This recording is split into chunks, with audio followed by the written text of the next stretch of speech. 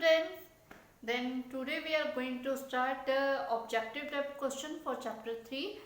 तो चैप्टर 3 में जो ग्राफ बेस्ड और जो ये रेशियोज को कंपेयर करके क्वेश्चंस आते हैं, सेकेंड्स में सॉल्व होते हैं और उसमें पूरे मार्क्स होते हैं, तो वो क्वेश्चन हम आज करेंगे इस चार्ट बेस्ड। इस चार्ट में हमें पता है कि रेशियोज जो होती हैं a1x plus b1y plus equal to c1, यानी कि जो a1 और a2 रेशियोज जो हम लेते हैं वो होते हैं x के कोफिशिएंट और ये y के कोफिशिएंट है b1 और b2, और कांस्टेंट कोफिशिएंट को हम c1 अपॉन c2 लेते हैं। तो इन रेशियोज को हम कंपेयर करते हैं, जैसा कि देख रहे हैं कि a1 अपॉन a2 अगर नॉट इक्वल आ गया b1 अपॉन b2 के, तो इंटरसेक्टिंग लाइंस होंगी, यानी एक पॉइंट के ऊपर इंटरसेक्ट करेंगी।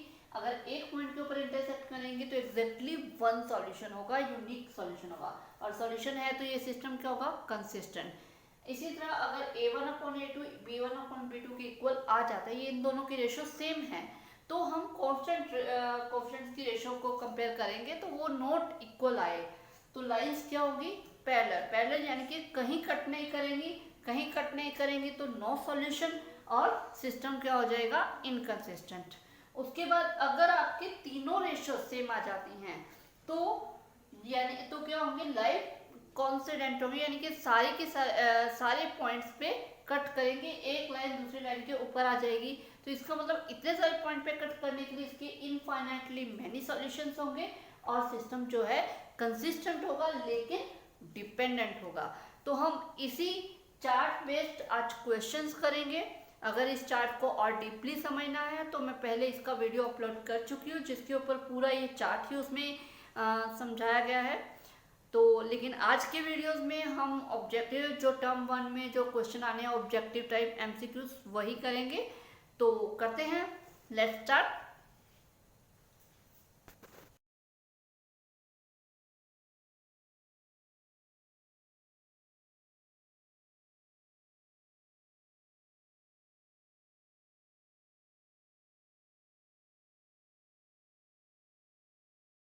तो हमारा फर्स्ट क्वेश्चन है, the pair of equations 6x minus 10y equal to 7 and minus 6x plus 10y equal to 9 have a unique solution, infinitely many solution, no solution और two solution।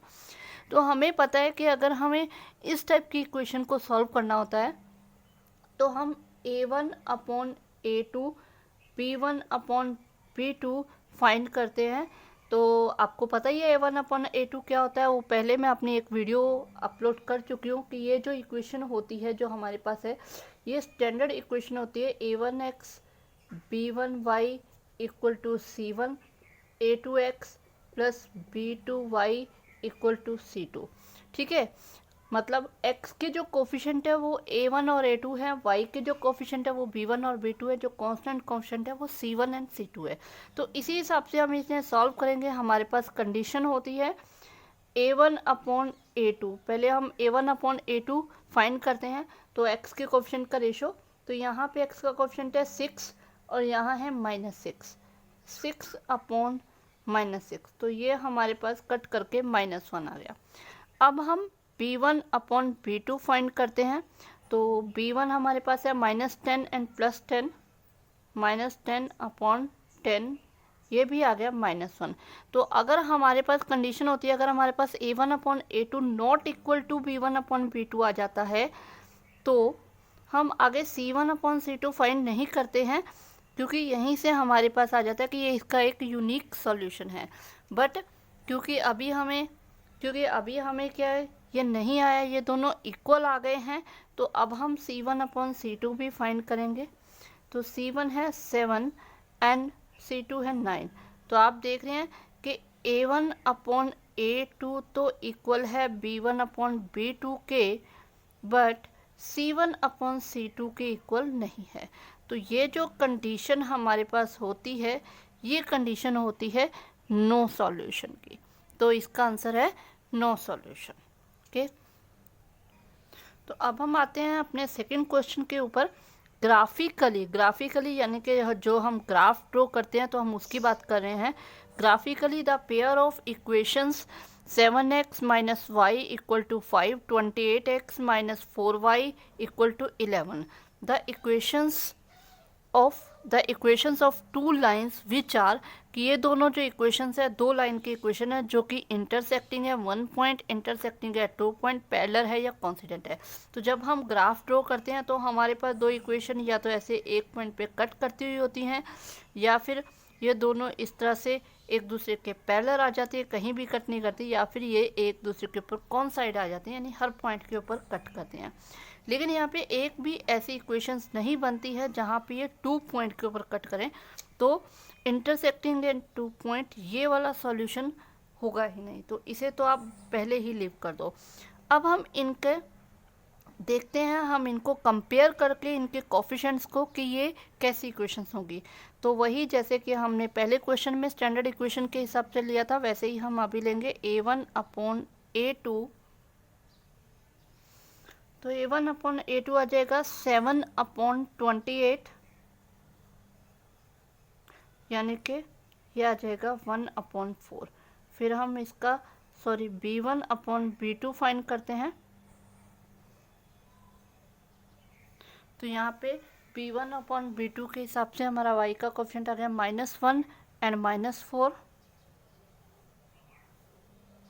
तो ये हमारे पास 1/4 आप देख रहे हैं, a1/a2 इक्वल आ गया b1/b2 के। तो अब हम c1/c2 भी फाइंड करेंगे, ये आ गया 5/11। ठीक है, तो हमारे पास फिर वही चीज़ आ गई है, a1/a2 इक्वल आ गया b1/b2 के एंड नॉट इक्वल है c1/c2 के। जब ऐसी कंडीशन आती है तो हमें पता है कि उसका नो सॉल्यूशन है। नो सॉल्यूशन का मतलब कहीं भी जो लाइंस है आपस में कट नहीं कर रही, और जो लाइन कहीं कट नहीं करती या कहीं कट नहीं करेंगी वो कौन सी लाइन होती है? Parallel line. तो इसका आंसर है पैरेलल लाइन। तो हमारा जो सेकंड क्वेश्चन है उसका आंसर पैरेलल लाइंस आ गई हैं। अब हम चलते हैं अपने थर्ड क्वेश्चन।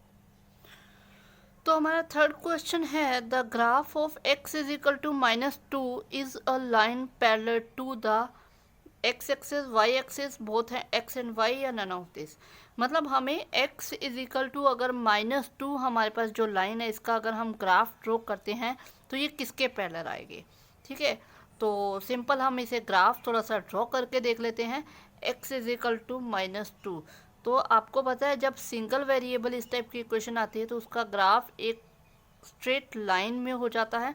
तो ये स्ट्रेट लाइन आपको दिख रही है कि ये जो लाइन है ये y एक्सिस के पैरेलल है, तो इसका आंसर आ गया कि y एक्सिस के पैरेलल। तो यहाँ से हमारे पास एक सिंपल ट्रिक भी बन जाता है कि अगर आपके पास इस टाइप की इक्वेशन आती है कि x is equal to single variable x is equal to कुछ भी आए तो वो y एक्सिस के पैरेलल होगी, और इसी तरह अगर आपके पास y is equal to something आ जाए तो वो x एक्सिस के पैरेलल होगी। कैसे? देखिए, अगर y इज इक्वल टू 2 लेते हैं तो यहाँ पे ऐसे स्ट्रेट लाइन आ जाएगी, तो आप देख रहे हैं ये y एक्सिस के है तो ये तो x एक्सिस के पैरेलल आ गई।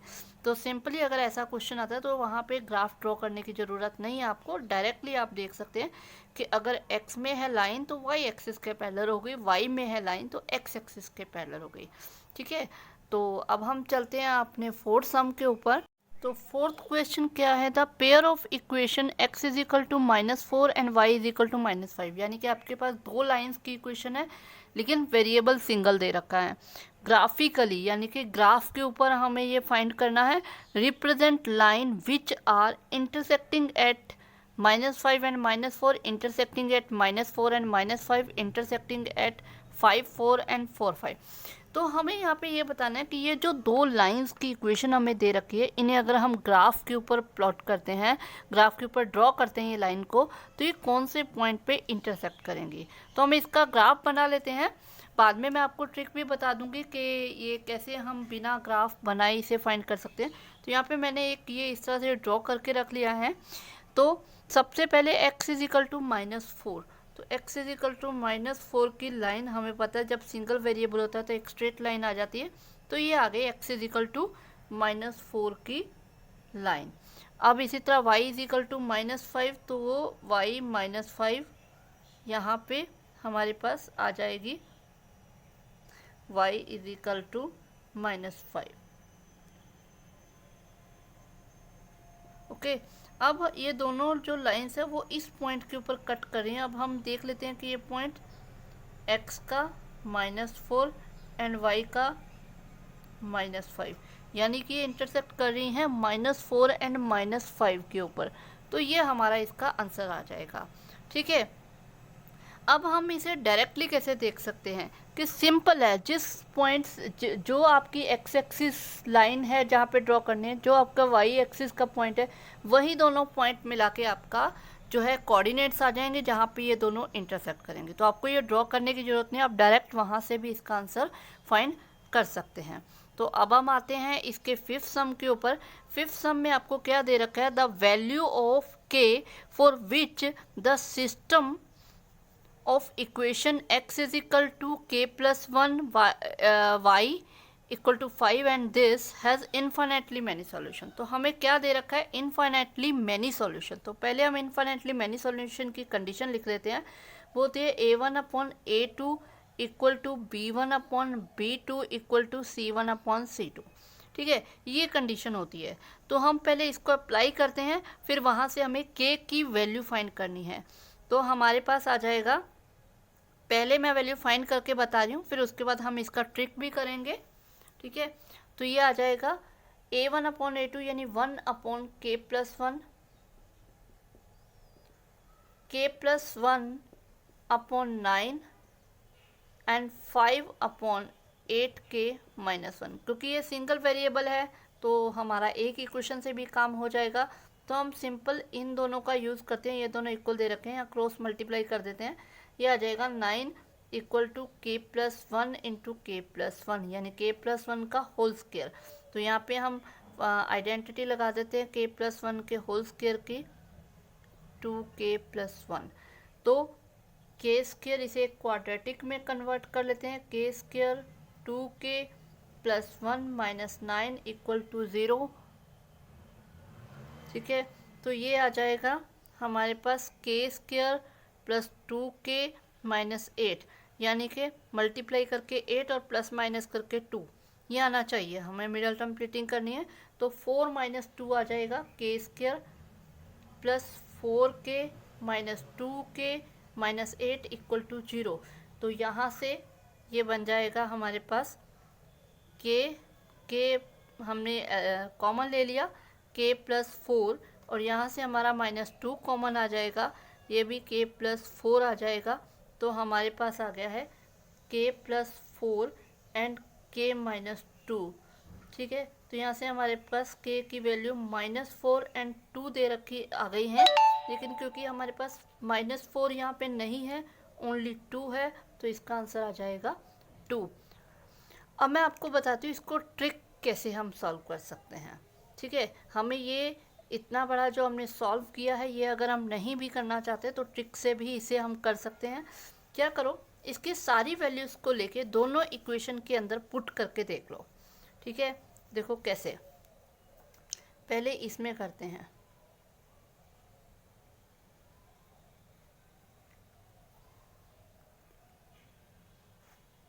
तो करते हैं हम इसकी इक्वेशंस में इसकी वैल्यू पुट करते हैं। x प्लस हम k की जगह 2 पुट कर रहे हैं, तो 2 प्लस 1 y इक्वल टू 5। तो ये आ जाएगा x plus 3y equal to 5। तो ये हमारी फर्स्ट इक्वेशन हो गई। इसी तरह 2 plus 1 x plus 9y is equal to 8 into 2 minus 1। तो ये आ जाएगा 3x plus 9y equal to 15। तो ये हमारी सेकंड इक्वेशन आ गई। अब हम यहाँ से क्या करेंगे, वैल्यूज़ को कंपेयर करेंगे। हम यहाँ पे अपने पास a1 अपॉन a2 फाइंड करेंगे। a1 अपॉन a2 यहाँ पे आ जाएगा 1 अपॉन 3। ओके, अब हम इसका, तो अब b1 अपॉन b2 फाइंड करते हैं हम। तो ये आ जाएगा 3 अपॉन 9 यानी कि ये आ गया 1 अपॉन 3।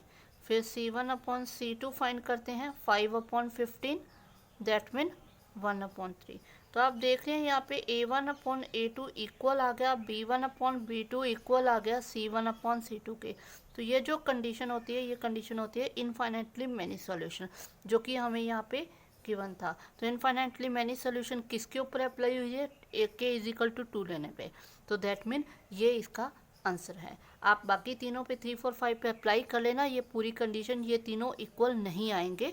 ठीक है। इक्वेशंस पढ़ने के बाद जब आप ये कंपेयर करोगे तो ये तीनों रेशियोज इक्वल नहीं आएंगी। ठीक है।